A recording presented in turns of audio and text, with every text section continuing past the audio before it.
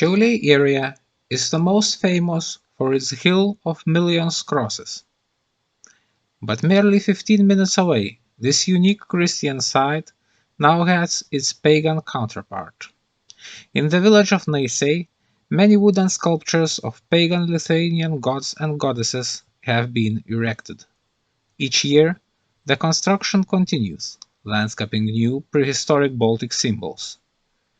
Two largest sites at Naisiai are its pagan altar and the Baltic Arena, a Colosseum-sized theater where an annual Naisiai Summer Music Festival takes place. Merely a couple of decades ago, Naisiai was just a regular Lithuanian village. The new Naisiai is a brainchild of Ramūnas Karbauskis, a local millionaire farmer. A teetotaler and a fan of the traditional Baltic culture, he aimed to change the image of a post-Soviet Lithuanian village as a depressed, run-down and alcohol-addicted place where nobody thrives and everyone tries to flee.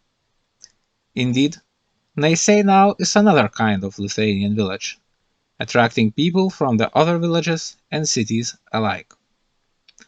Lithuania was the last European great power to abandon paganism in favor of Christianity. This happened as late as in the 14th century.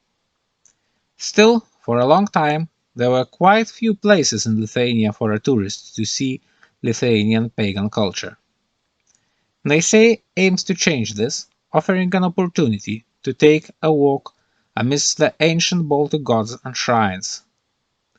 Given that the pagan Lithuanian culture left no extensive written sources, and most of what we know about it was written by its Christian enemies, it is impossible to say the depictions at Naisiai are entirely correct. However, the atmosphere certainly is there.